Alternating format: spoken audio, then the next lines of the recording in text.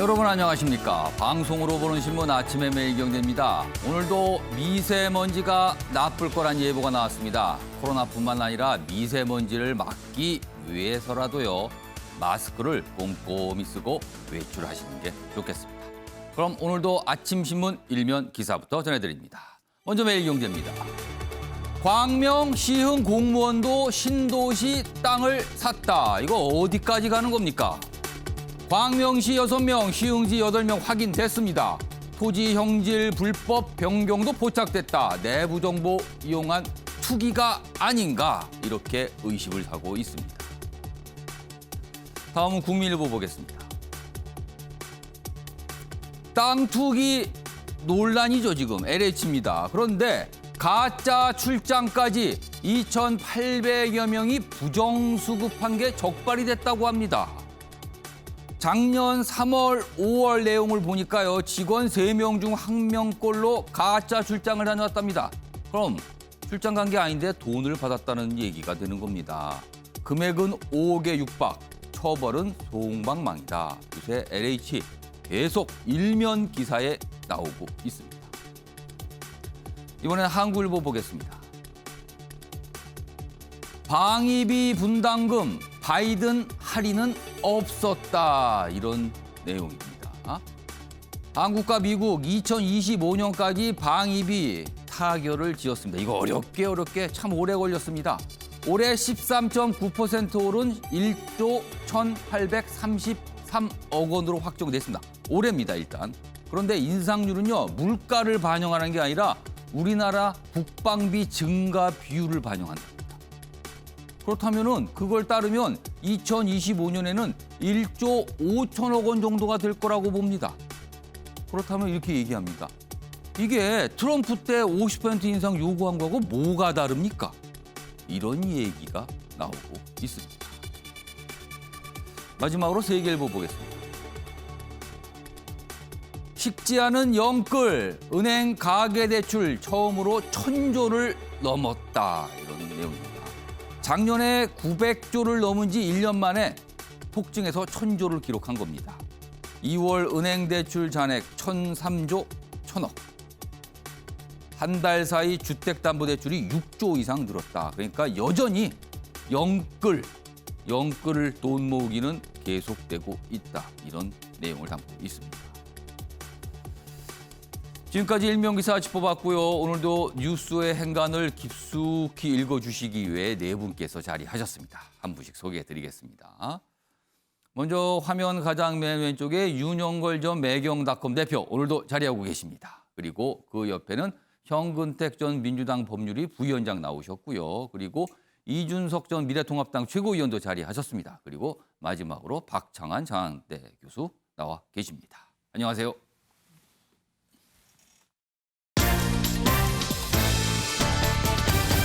오늘 다룰 주요 이슈들을 네 가지로 정리했습니다. 아침을 여는 키워드입니다. 오늘 첫 번째 키워드는 변창흠 딜레마입니다. LH 사태. 지금 정부로서는 뭔가 좀 수습을 하기 위해서 안간힘을 쓰고 있죠. 그러나 변창흠 국토부 장관의 거취 문제가 쟁점으로 떠오르고 있습니다. 그러나 이래도 문제, 저래도 문제. 그래서 딜레마란 얘기가 나오고 있습니다. 두 번째 키워드는 LH만의 복지. LH 내부 구성원으로 보이는 분들이 올린 글들이 지금 논란이 되고 있습니다. 그 글에 보면은 LH만의 복지, 이런 취지의 표현이 들어가 있는데 이 부분 참 논란이 되고 있습니다. 세 번째 키워드는 부담스러운 컴백입니다. 누가 컴백하는데 부담스러울까요? 황교안 전 대표 이야기가 오늘 준비되어 있습니다. 그리고 마지막 키워드는요. 바이든 할인 없었다. 방금 봤던 일면 기사 한미 방위비 분담금 협상 내용입니다. 자, 그럼 아침의 매일경제 첫 번째 이슈는 LH 관련된 내용이고요. 지금은 좀 더 나아가고 있습니다. 공직자들의 땅 투기 의혹 확산되고 있습니다. 첫 번째 기사 보겠습니다. 제 방까지 산 시흥 공무원. 그럼 이건 단순히 땅을 산 차원을 넘어섭니다. 제 방 자체를 사들였다는 거예요. 주민들 보상 없다면 살 수 없는 땅이다. 자, 내용 좀 보겠습니다. 지자체 공무원까지 땅을 매입한 게 지금 확인되고 있죠. 물론 좀 더 들어가서 이게 투기인가 아닌가 뭐 이건 좀 더 봐야 되긴 합니다만 일단 정황은 보입니다. 제 방은 보상 때 별도 평가 대상입니다. 특별하다는 거죠. 토지 전문가 아니고선 이걸 살 생각을 못 한다는 거예요. 그럼 뭔가를 알고 있었던 것 아닌가 이런 생각하지 않을 수 없습니다. 일부는 상속, 퇴직 후 농사 용도다 이런 설명이 있는데요. 사전 정보 유출 이게 불법 입증이 관건이 될 것이다 이렇게 돼 있습니다. 주민 우린 신도시 예상도 못했다. 공무원 가족도 수사라 이렇게 목소리가 나오고 있는 상황입니다.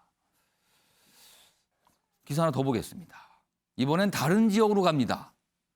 세종도 수상하다. 세종시 얘기군요. 여기도 개발이 계속 이루어지고 있는 곳이잖아요. 산업단지 예정지엔 벌집 50채가 늘어서 있다. 벌집은요, 통상 조립식 주택을 말합니다. 신속하게 주택을 거기다 위치할 수 있죠. 여기 사진에 있어요. 여기 보면 벌집이라고 표현돼 이겁니다. 조립식 주택이요. 여기 사진의 일부만 나왔지만 빽빽하게 좀 들어서 있는 모습입니다. 기사 내용 좀 더 보겠습니다. 며칠 전까지는 이제 묘목을 심었다는 얘기가 많이 나왔는데 이제는 이 조립식 주택 이른바 벌집을 설치해놨다 이런 얘기가 많이 나옵니다. 오늘은요. 세종시 한 곳에 가보니까 주민들 평일엔 대부분 인기척이 없다. 그 조립식 주택이 잔뜩 있어요. 그런데 인기척이 없답니다. 2018년 초부터 지어서 뭔가 계속 늘어났는데 이거 보상놀이인 거 아닐까 이런 의심을 사고 있어요. 그 사이 땅값은 빠르게 올랐다는 거죠. 그리고 지금 이 지역은요. LH가 설계하고요. 시행은 세종시와 공동을 한다. 여기 LH가 또 포함이 돼 있는 상황입니다. 이런 모습들이 곳곳에 지금 나타나고 있습니다. 그럼요. 이와 관련해서 지자체장들이 이제 사과도 하고 설명도 어제 좀 내놨습니다. 그 모습 확인해 보겠습니다. 그 결과 토지를 취득한 공무원은 언론에 보도된 6급 모 공무원을 포함하여 총 6명이었으며 6급 모 공무원의 경우 불법으로 토지를 형질 변경한 사실은 확인되어 해당 공무원에 대해 원상복구 명령을 내렸고 징계 등 필요한 조치를 할 예정입니다. 2071명 직원에 대한 조사 결과 자진신고 7명, 자체조사 1명이 광명 시흥지구내 토지를 취득한 것으로 밝혀졌습니다. 대부분 취득 시기가 오래됐고 상속 등을 통해 취득한 경우로 투기를 의심할 만한 특이사항은 발견되지 않았습니다. 자, 최근에 광명 시흥 신도시 예정 지역이죠. 그 지역에 투기 의혹이 불거지니까 이 지역 단체장들 그리고 이 지역시 공무원들이 깜짝 놀란 겁니다. 그래서 자체적으로 알아봐서 어제 이렇게 공개를 한 내용입니다. 자, 다음은요. 국회 쪽으로 좀 가보겠습니다. 다음 기사입니다. 국회의원으로 번지는 땅 투기요. 지금 여당 국회의원들 어제 이름이 좀 거론이 됐습니다. 여당 양양자, 그린벨트의 맹지 보유. 엄중한 사항에 심력기초 죄송합니다. 물론 해명을 했습니다. 사정이 있었다는 설명이 있지만 지금 보유 자체가 그냥 논란이 된 거죠. 김경만 배우자도 쪼개기 매입 의혹. 국회 입성 전 일입니다. 즉각 처분할 것입니다. 등등등 지금 여당 의원 중심으로 이렇게 지금 불거지고 있습니다. 지금요. 국회의원으로 번지는 땅 투기 의혹이다. 이런 제목이 달려 있습니다. 자, 상황이 이렇게 되니까요. 어제 문재인 대통령 그리고 여당 원내대표단 청와대에서 간담회를 가졌습니다. 그리고 최근의 문제에 대해서 논의했죠. 어제 문재인 대통령이 이 사안과 관해서 한마디를 했습니다.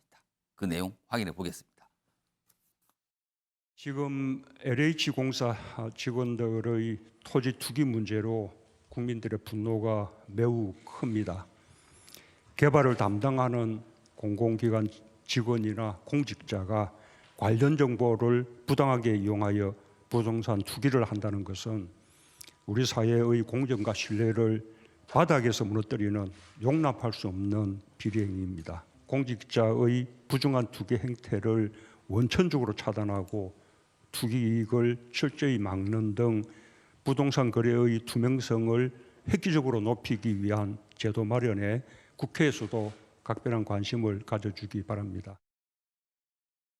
자, 지금 사태의 시작점은 LH 직원들의 신도시 땅 투기 의혹에서 시작이 된 겁니다. 그리고 그 LH 사장을 역임했던 변창흠 국토부 장관이 논란의 중심에 서 있습니다. 그 얘기 해보겠습니다. 다음입니다. LH 악재로 선거 망칠라 여당 변창흠 장관 놓고 골머리를 앓고 있다. 어떻게 할 것인가죠.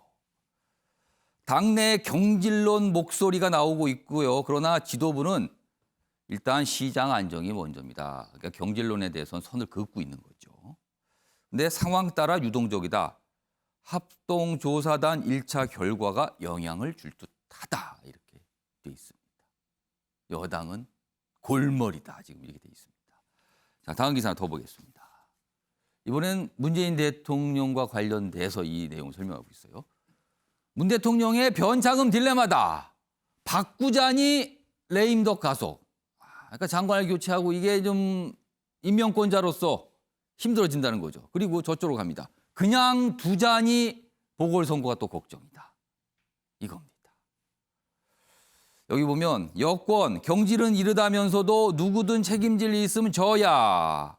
일각에서는 계속 두면 당청 갈등 우려가 있다. 그러니까 청와대에서는 선을 긋고 있지만 당에서는 지금 뭐 사퇴, 경질 이런 목소리가 조금씩 나오고 있거든요. 그러니까 향후에 어떻게 될지 모르겠다는 겁니다. 자, 이와 관련해서 여당 내에서 나오는 목소리 좀 확인해 보겠습니다. 변창흠 장관님 경제를 한다는 보도가 있어가지고 네. 그건 우리가 논의한 바 없어요. 예. 그러니까 고위공직자나 뭐 정무직 공직자가 책임질 일이 있으면 당연히 책임을 지는 거죠. 그런데 지금은 조사 결과도 아직 안 나와 있는 그런 상황이고 당과 정부가 또 대통령도 법이 허용하는 최고의 강도로 처벌한다라는 방침을 분명하게 세우고 있지 않습니까? 그 기조는 뭐 변함이 없을 거고요. 뭐 변창흠 장관조차도 저는 뭐 아까 말씀드린 것처럼 국민들의 신뢰를 받고 있지 못한 상황 아니냐. 예. 국무위원이라고 하는 자리는 임기가 보장된 자리가 아니라 정무적인 자리잖아요. 본인의 그렇죠. 책임을 아마 이렇게 국민들이 거세게 제기할 거다 이렇게 생각이 됩니다. 자, 변창흠 장관 사퇴 문제에 대해서 청와대와 여당 지도부는 선을 긋고 있습니다. 그러나 여당 내에서 조금씩 사퇴 목소리가 나오고 있거든요, 지금요. 윤용골조 대표님. 네. 현재처럼 변 장관 체제를 유지할 경우 지금 LH 사태 이거 돌파 가능할까요? 어떻게 보세요? 저는 뭐 돌파가 거의 불가능하지 않느냐 싶습니다. 물론 뭐 문재인 대통령이 아직 변창흠 장관 교체 얘기를 안 하고 있거든요. 예. 그거는 이해는 돼요. 부동산 대책을 문재인 정부 들어와서 25번째 내놨잖아요. 그렇습니다. 다 실패했잖아요.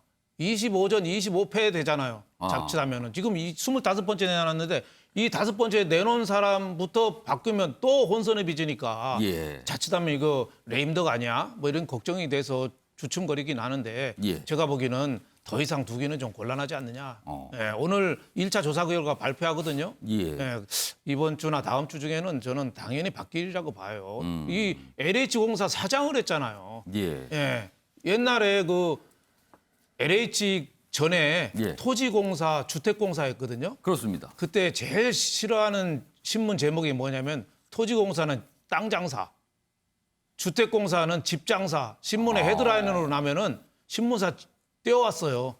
장사자를 좀 빼달라고. 그 공사에서 반응을 보인 겁니까? 그렇죠. 근데 지금 LH공사는 장사를 뛰어넘어서 꾼이잖아요, 꾼. 예? 교묘하게 나무 심고 뭐 희귀종 심고 뭐 제방 땅도 뭐 시흥시에 샀다. 이건 꾼이잖아요. 예. 이렇게 한 LH공사 사장을 했잖아요. 그리고 지금 국토부가 이걸 지금 조사를 주도하고 있잖아요. 예. 수험생이 출제관리위원장까지 하고 있잖아요. 국민들이 그거 납득하겠어요? 변창흠 장관이 또 요새 젊은 사람들 말로 쉴드도 치고 있잖아요. LH공사 직원이 정보를 알고 산 건 아닌 것 같다. 지금 조사받는 사람이 쉴드 치고 있어요. 자격이 됩니까? 저는 안 된다고 봐요. 참여정부 때 장관 제일 저는 기억에 남는 사람이 세 사람 잘하는 사람이 있었거든요. 예. 이현재 부총리 참 잘했어요. 얼마 안 하다가 부동산 문제로 그냥 나갔습니다. 별거 아닌데 우린 기억도 없어요. 그리고 강동석 국토부 장관. 예. 인천 지은 사람이에요. 공항. 예. 굉장히 장관 잘한다고 그랬는데 그분도 처제가 뭐 인천에 땅 좀 있다고 그만뒀어요. 그리고 윤진식 장관이라고 있어요. 산자부 장관 한 사람. 예. 그분도 잘못 하나도 없는데 부안에 방패장 원전 방패장 짓는다고 했다 그때 소요가 났습니다. 그냥 사표 내고 나갔어요. 9개월 만에. 일 잘했는데 변창흠 장관은 저렇게 하자만 하면은 안 됩니다. 그래서 우리 문 정권이 자칫하면은 이런 변이 있나 이런 소리까지 나오겠어요. 변 장관 때문에. 예. 그러니까 본인도 청와대만 쳐다보지 말고 예. 오늘 조사 결과 나오면 사의 표명해야죠. 그게 다 좋은 모습이 아니냐. 문 정권에도 도움이 안 되고 예. 자신한테도 도움이 안 됩니다. 네. 아주 뭐 좀 강하게 지금 어떤 얘기를 좀 해주셨어요. 정우택 전 부위원장, 민주당 내부의 분위기 좀 어떻습니까? 좀 전해주세요. 걱정이 많죠. 지금 뭐 또 지금 제일 나온 것처럼요. 지금 선거 앞두고 있고 예. 최근에 이제 지지율이 보이고 있잖아요. 그러니까 박영선 후보가 어찌 보면 1대1 구도에서도 뭐 비슷하거나 앞섰는데 좀 예. 뒤지는 경향 나온 거 그러면 아마 보궐선거 그렇죠. 자체가 좀 타격을 여당 입장에서는 타격을 받았다고 여론이 보시는 안 거예요? 좋죠. 특히 뭐 아시다시피 지금 보궐선거의 가장 큰 이슈가 부동산 문제고 그 부동산에 민감하게 반응하는 게 지금 30, 40 분들이고요. 젊은 분들이고 이분들이 아마 대부분 3기 신도시를 생각하고 염두에 두고 있을 거예요. 내가 저기 분양해야지 이렇게 생각한단 말이죠. 예. 그러니까 영향을 안 받을 수밖에 없는데 저도 뭐 문제는 있는 것 같습니다. 지금 아까 말씀하신 것처럼 뭐 알고 샀겠느냐. 그다음에 또 물어봐도 또 그렇게 얘기하셨어요. 지난번에 뭐 그 구의역 사고 문제도 그렇고 계속 이제 이 말로 어찌 보면 다 까먹고 있는데 근데 이제 또 고민 지점은 뭐 레임덕보다는 제가 보기에 아마 공급 대책인 것 같아요. 결국은 아마 변창흠포 공급 대책이라 할 수 있는데 이사 대책이. 그렇죠. 3기 신도시로 뭐 이제 발표됩니다만 결국은 아마 마지막 이제 부동산 정책이 될 것 같은데 이게 과연 변창흠 장관이 물러났을 때 유지될 수 있겠느냐. 제가 보기에 그 고민을 안 할 수 없을 것 같아요. 그러니까 공급 대책을 사실 올해 초에 야심차게 그렇죠. 내놨는데 이게 자칫 불발이 될 가능성이 있다. 그렇죠. 이런 거네요. 그러니까 결국 지금 아마 3기 신도시 그 주변 분들이나 이런 분들도 반대를 하고 있고 지금 야당에서도 처리하라고 하고 있잖아요. 저는 그래서 그 사이에 고민할 것 같아요. 그러니까 결국 재보선 문제나 공급 대책이 과연 이게 유지될 수 있겠느냐. 근데 저는 어느 정도 그래도 좀 실마리를 지어주는 게 맞다. 본인이 사실은 장관 들어오기 전부터 변창흠 장관이 들어오면 이런 공급 대책 낼 거라고 한번 얘기 나왔잖아요. 그 실제로 했고. 근데 그게 어느 정도 좀 성과가 나야 되는데 그 부분 사이에 저는 굉장히 고민이 많을 것 같습니다. 정우택 부위원장이 지금 말씀을 계속 하시는데 그 말씀 자체에 계속 고민이 묻어납니다. 고민을 여러 번이라고 얘기해요. 고민을 얘기하셨어요, 지금요. 자, 박상환 교수님. 네. 혹시요, 지금 일단 청와대 그리고 여당 지도부는 사퇴론에 대해서 선을 긋고 있어요. 아직 뭐 그런 거 얘기할 때 아니다라고 얘기하죠. 물론 아주 배제한 건 아닌 걸로 보입니다만 혹시요, 향후 여론이 악화가 돼서 여론에 떠밀려서 사퇴 또는 경질로 가는 거 아닌가? 뭐 이런 전망도 좀 있습니다. 어떻게 보세요? 저는 변창흠 장관이 뭐 지금 알고 산 것은 아닐 거다 이 발언을 2번이나 지금 했단 말이에요. 뭐 분노의 불길에다가 기름을 끼얹고 있다. 이미 뭐 재보궐선거, 서울시장 선거 말아먹기 직전이고요. 이거 그대로 만약에 떠밀려서 가게 되면 문재인 정부로서는 최악의 상황이 옵니다. 더 나쁜 상황이 있어요. 뭐냐 하면 문재인 정부의 진정성마저도 의심받는 상황이 올 수도 있다. 그동안에 대통령이 청와대가 예. 부동산 투기에 대해서 얼마나 단호하게 얘기했습니까? 장관 인사할 때도 두 채 가진 사람 장관 안 시키겠다고 그랬고 그렇습니다. 그다음에 대변인도 상가 샀다는 이유 하나만으로 공천에서 배제시켰어요. 이렇게 한 정권이 없었습니다. 그만큼 노력했는데 결과적으로 이 LH 사건이 정말로 말 그대로 부패한 정권이다. 이런 인식을 딱 심어주기 좋은 그런 상황이 돼버렸거든요. 그런데 장관이 나서서 그걸 갖다가 앞장서서 사죄하고 자기가 이거 진상규명 철저히 한 다음에 물러나겠다 해도 지금 부족할 판에 예. 알고 산 건 아닐 거다 이런 변명조의 이야기를 하게 되면 문재인 정부의 진정성 자체가 이거는 의심을 받는 상황이 올 수도 있거든요. 좀 그런 점에서 결자 해지, 변창흠 장관이 예. 지금은 결심을 해야 될 때다라고 생각합니다. 그러니까 이대로 두면 더 큰 상황으로 나빠질 수 있다. 그러니 이거는 뭔가 빨리 해야 된다는 말씀이시네요.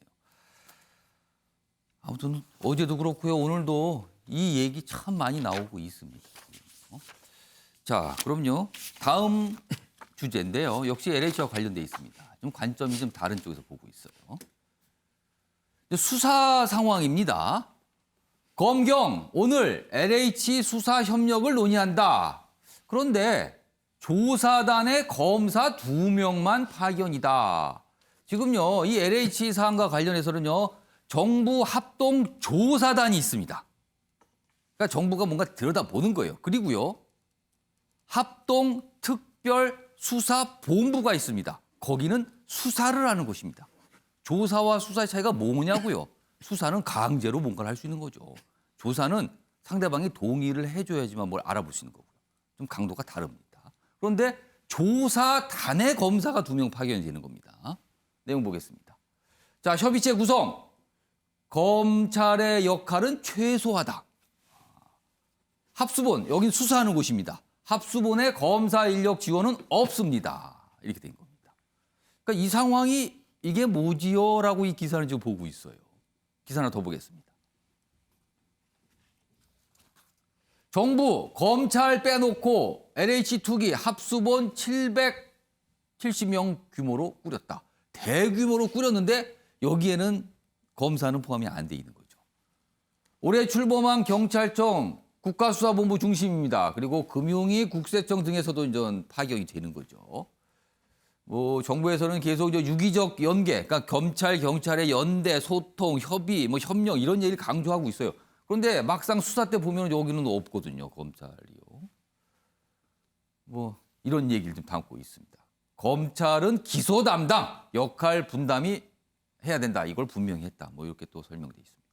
자, 그럼요. 이와 관련된 영상부터 좀 확인해 보겠습니다. 위법에 대해서는 무관용 원칙으로 법이 허용하는 최대한의 처벌을 할 계획입니다.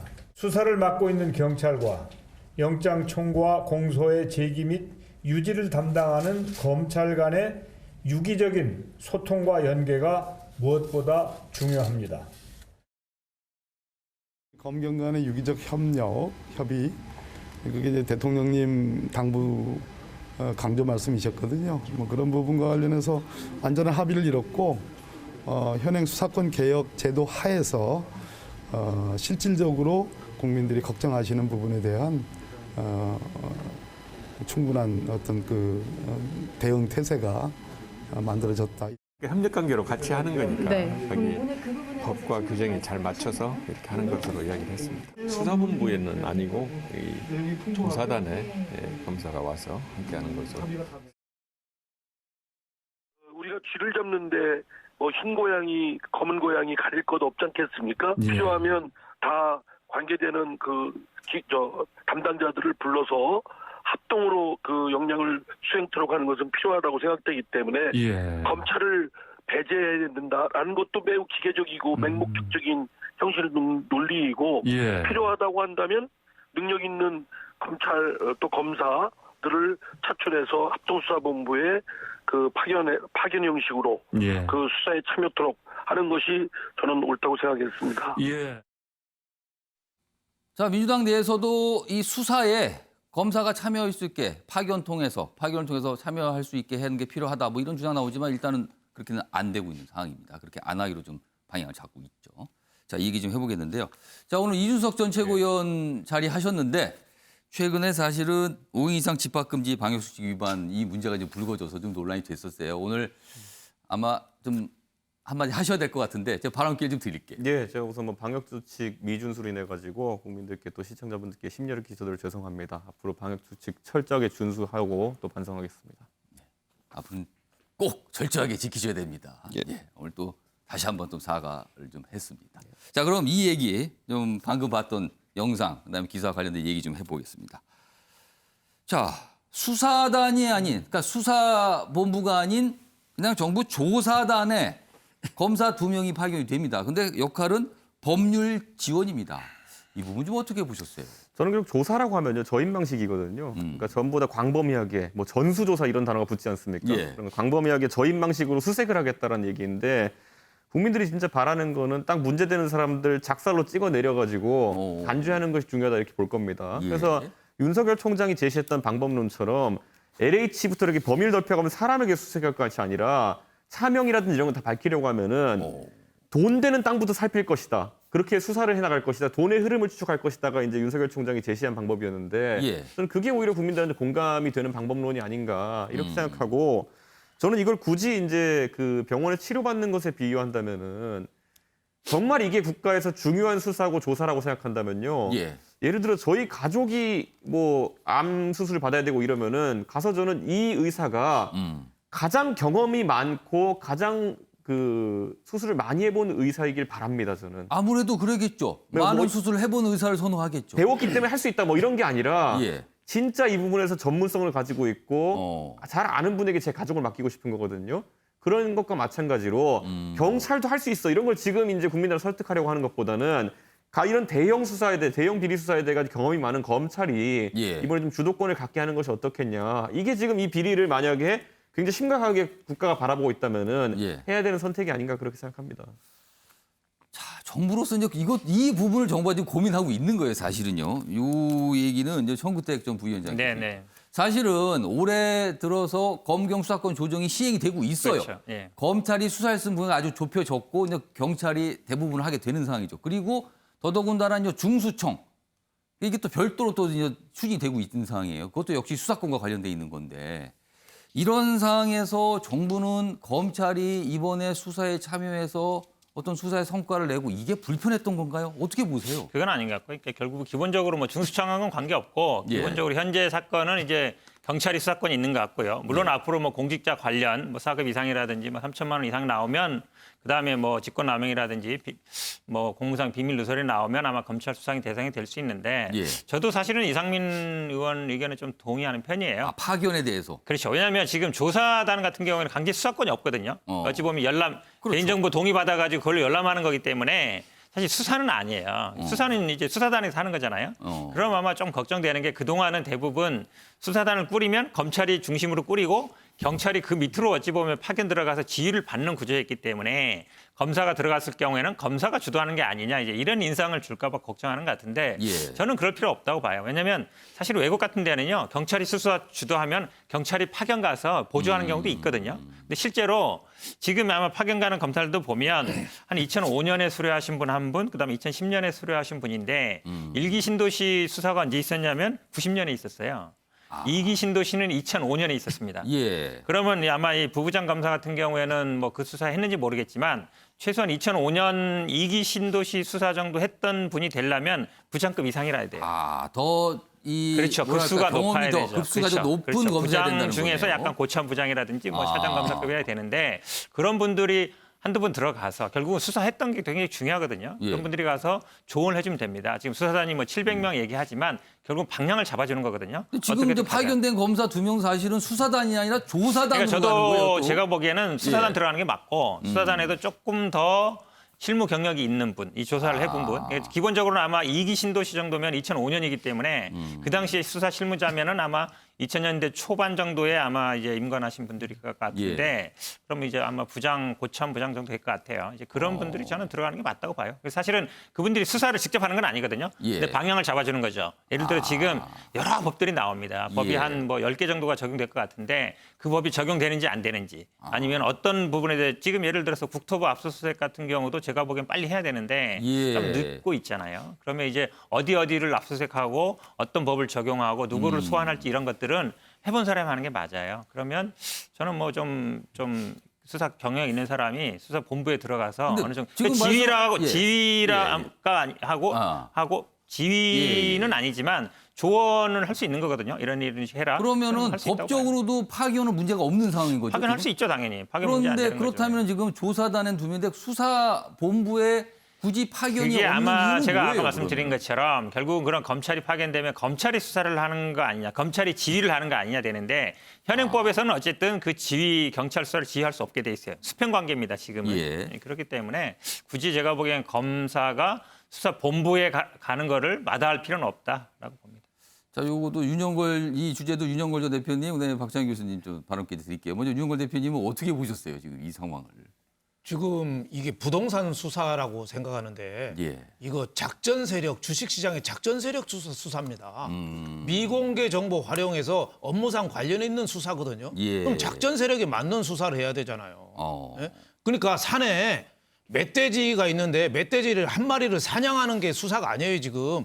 멧돼지가 수백 마리 있는데 멧돼지를 토벌해야 되는 거, 토벌. 사냥이 아니라 토벌. 이 토벌 경험이 무장공비 토벌 경험이 많은 데가 어디예요? 검찰이 그거 해왔잖아요. 예. 금융 조사단도 몰라 없애긴 했지만 전문가들이 맡겨야 되는데 제가 보기에는 지금 대통령은 오얏나무 밑에서 아예 신발도 신지 말아라. 어제 그런 얘기 했잖아요. 굉장히 엄정하게 얘기했어요. 예. 정세균 총리는 폐가 망신시키겠다. 홍남기 부총리는 백척간도 진일보. 말은 굉장히 세게 하는데 굉장히 비장한 표현들을 썼단 말이에요. 근데 그 결과가 나오게 하려면 수사를 잘해야 되잖아요. 사냥을 잘할 사람을 토벌을 잘할 사람을 수사에 맡겨야 되는데 지금 오늘 1차 발표하는 것도 대상자 2만 3천 명. 예. 그거를 국토부 전산망에 넣어가지고 직원 이름하고 넣어가지고 맞는 사람 발표하는 거예요. 아주 잡히면은 아주 순진한 사람들. 고기잡이로 말하면은 바닷가에 떠내려와서 왜 땅에서 손으로 짚는 고기. 그거 몇 마리 잡는 거죠. 진짜 참치 잡으려면 바닷가 가서 낚싯줄 던져야 되잖아요. 근데 그게 아니에요, 지금. 다 꾼들은 어떻게 했겠어요? 예. 자기 이름을 했겠어요?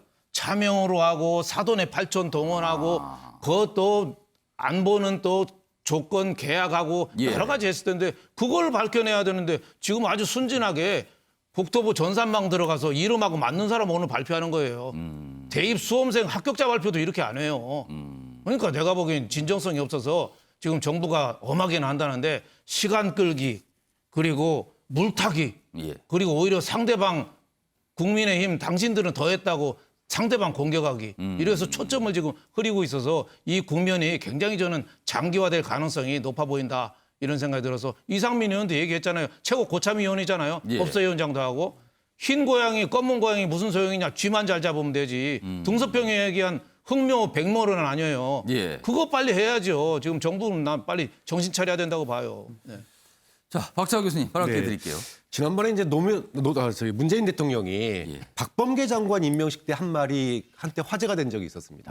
그때 뭐라고 그랬는지 돌이켜 보면 검경 수사권 조정으로 인한 경찰의 소위 말하면 수사 역량 저하를 갖다가 우려된다. 그러니까 좀 잘해라 이렇게 얘기를 했단 말이에요. 자 그러면 현재 과도기예요. 검경 수사권이 분리되긴 했지만 경찰의 수사력에 대해서 의문을 표시하는 사람들이 많고 이것을 키워가야 된다라고 하는 게 대통령의 의지였고 그렇다면은 이 운영의 묘를 갖다가 박범계 장관이 살릴 필요가 있지 않느냐. 지금 검찰과 여러 가지 면에서 갈등을 하고 있는데 이번 기회에 경찰과 검찰이 수평적인 관계에서 함께 조사단에 그냥 한두 명 파견하는 게 아니라 실질적으로 검찰과 경찰이 협력 관계로서 수사를 같이 한번 해본다면 그것을 통해서 경찰의 수사 역량을 강화할 수 있고 또 검찰과의 관계도 조금 부드럽게 국민을 위한 수사에는 뭐 검찰과의 갈등은 없다. 뭐 이런 식의 이미지도 보일 수 있는 거기 때문에 대통령이 했던 그 수사 역량 저하를 갖다가 우려했던 발언들을 박범계 장관이 지금 살려서 운영의 묘를 살필 필요가 있는데 너무 여권이 경직되게 검경 수사권 이 분리라는 원칙에만 매달리고 있는 거 아닌가 좀 그런 우려가 듭니다. 그러니까 이 부분 지적하신 거네요. 검찰은 기소만 담당해라. 역할 분담 분명히 해라. 이 부분은 이거 할 때 아닌 것 같습니다. 이런 의견이신 것 같아요, 지금요. 예, 이준석 전 최고위원 또 발언 기회 요청하셨어요. 검찰에 대해 가지고 지금 단순히 업무 분장 때문에 정권이 이러고 있는 건 아니다 이렇게 보고 왜냐하면 지금까지 검찰을 굉장히 나쁜 조직으로 묘사해온 이력이 있거든요. 그러니까 본질적으로 나쁜 조직으로 계속 묘사해왔기 때문에 이건 없어야 될 조직이야라고 이제 해놓은 상태에서 이 말을 걷어들이기가 너무 힘든 거거든요. 저는 결국에는 정권의 명운은 이 수사 결과에 또는 조사 결과에 달렸다라고 저도 보기 때문에 사실 제가 이거 방송 나가서 얘기할 때마다 많은 변호사분들이나 이런 분들이 어려운 수사 아니다. 무슨 뭐 이 돈 흐름 살펴보면 되고 이렇게 얘기하거든요. 근데 저도 뭐 나름 뭐 공부를 했다고 하지만은 절대 못 따라가는 영역이 하나 있는 게 뭐냐면요. 예. 저도 라면 끓일 때 라면 뒤에 쓰여 있는 조리 예를 보고 그대로 끓이거든요. 예. 근데 죽었다 깨나도 분식집에서 라면 하시는 분들은 그 맛을 따라갈 수가 없습니다. 아. 저는 조리 예대로 했거든요. 예. 근데 그분들만의 노하우가 있는 것이고 그분들은 지금까지 수천 번, 수만 번 라면을 끓여보셨기 때문에 예. 제가 그냥 글로 있는 것만 따라갈 수 없는 부분이 있는 거예요. 그런 것처럼 지금 윤석열 총장이 수사 경력을 바탕으로 해가지고 요건 요렇게 해야 된다라고 맛보기식 팁을 줬잖아요. 예. 근데 사실 이 부동산이나 아니면 아까 윤 대표 말씀하신 것처럼 작전 세력 수사라는 거는 단순히 서책에 나온 내용뿐만 아니라 수많은 감과 그리고 그 경험에 바탕으로 해가지고 수사 이루어져야지 나쁜 사람들 진짜 잡을 수 있는 거거든요. 원래 도둑들은 더 치밀합니다. 우리가 생각하는 것보다. 그렇기 때문에 저는 여기서 정권 차원에서 검찰을 나쁘게 묘사해놓고 그렇기 때문에 지금 수사단에 참여 못 시키는 것 예. 이것은 대통령께서 덜어내야 된다. 아. 대통령께서 그렇게 못 박아버린 거기 때문에 예. 지금 밑에 있는 사람들이 못 움직이는 거거든요. 대통령께서 검찰은 이번이 마지막 기회라 생각하고 특수수사에 있어가지고 본인들의 지금까지 모든 노하우와 경험을 동원해가지고 예. 성과를 내라. 그러면 검경수사권 조정이 있어가지고 국민들이 다른 생각을 할 수도 있다. 이렇게 보면 조직의 명운을 걸고 수사할 겁니다. 검찰은. 그러니까 어제도 그렇지만 지금 이슈가 이 LH 사태 관련 이슈가 변창흠 장관의 거취 문제 그리고 지금 수사가 진행 중인데 그 수사에 검찰의 참여 문제 이 문제가 지금 쟁점으로 좀 떠오르고 있는 상황이에요.